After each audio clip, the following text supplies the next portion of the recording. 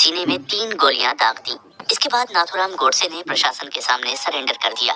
8 नवंबर 1948 को दिल्ली के प्रसिद्ध लाल किले पर जब स्पेशल जज की कोर्ट में नाथूराम गोडसे से ये पूछा गया कि क्या वे अपने बचाव में कुछ कहना चाहते हैं, नाथूराम गोडसे ने एक डिटेल स्टेटमेंट के जरिए जज को अपना जवाब सुनाना चाहा। इस स्टेटमेंट के पब्लिकेशन पर बैन लगा हुआ है।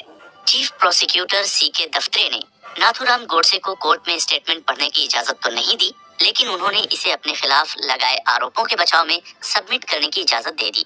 प्रोसिक्यूटर ने पाया कि मर्डर केस मामले में नाथूराम के साथ सभी गवाह, महात्मा गांधी के साथ साथ मौजूदा रूलिंग पार्टी तक के तथ्यों पर रोशनी डाली जानी चाहिए। जनता इस मामले पर कोर्ट की ओर से शुरू से लेकर अंत तक सभी सच्चाई जानना चाहती थी। इसलिए जज श्री आत्मचरण ने वकील से कहा, मैं किस कारण जांच को रोकूं?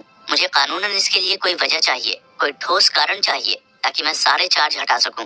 तो ऐसे में आपके पास कोई अथॉरिटी या कानूनी सबूत या ऐसा कोई कारण है जो आपके विरोध को सपोर्ट कर सके? लेकिन वकील के पास ऐसा कुछ नहीं था कि वो कोर्ट के सामने पेश कर जज को सेटिस्फाई कर सके। हिसार कोर्ट में नाथूराम गोडसे के स्टेटमेंट को पढ़ने के लिए दायर याचिका को खारिज कर दिया गया। अगले दिन इस स्टेटमेंट के कुछ अंश समाचार पत्रों में छपे। दोनों तरफ की दलीलें और भी कई महत्वपूर्ण तथ्य थे जो फिलहाल अंधेरे में ही थे। लोग ये जानना चाहते थे कि गांधी जी की हत्या करने वाले गोडसे पर कौन कौन से चार्ज लगे हैं। पंडित नेहरू प्रधानमंत्री थे। उनके कहे अनुसार हर राज्य में इस बयान के पब्लिकेशन पर रोक लगा दी गई, आंशिक और पूर्ण रूप से। इसके बाद सरकार ने नाथूराम गोडसे का पूरा बयान शिमला हाई कोर्ट में जून 1949 में दर्ज करवाया। नाथूराम गोडसे के कोर्ट में बयान के वक्त मीडिया कर्मी उस समय अपना पेन नोटबुक लेकर स्टेटमेंट नोट करने के लिए तैयार खड़े थे, उत्सुक थे सही रिपोर्ट जानने के लिए। नाथूराम गोडसे का बयान कोर्ट में दर्ज हुआ और अंग्रेजी में पब्लिश हुआ, क्योंकि कोर्ट की कार्यवाही भी इसी भाषा में हुई थी। दुनिया के हर कोने में लोग इस मामले की जानकारी को लेकर एक्साइटेड थे कि गांधी जी के हत्या वाले मामले का आखिर क्या होगा। लोग आश्चर्य में थे कि वो कैसा आदमी होगा जिसने महात्मा गांधी को मारा। उस समय के कुछ जाने माने लेखकों ने इस विषय पर लिखा। उन्होंने उस समय के हालात, जमीनी हकीकत, जजमेंट और उपलब्ध आंकड़ों पर खूब लिखा, क्योंकि शायद वो जानते थे कि वो इतिहास लिख रहे हैं और आज की जनता भी यही पढ़ना चाहती है।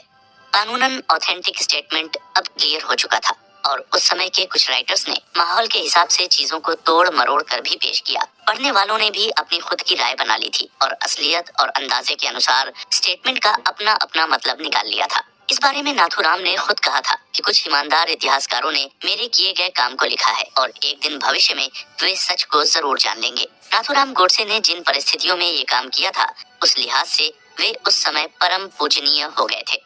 लेखक गोपाल गोडसे नाथूराम गोडसे के छोटे भाई हैं और महात्मा गांधी मर्डर केस में शामिल रहे थे। वे बेहद शर्मिंदा थे और अक्टूबर 1964 में जेल से रिहा हुए, लेकिन 1 महीने बाद एक अन्य मामले में फिर से गिरफ्तार किए गए और फिर 1 साल तक जेल में रहे। फाइनली 1965 में उन्हें रिहा कर दिया गया। इस किताब में नाथूराम गोडसे का लाल किले पर दर्ज किया गया पूरा बयान दर्ज है।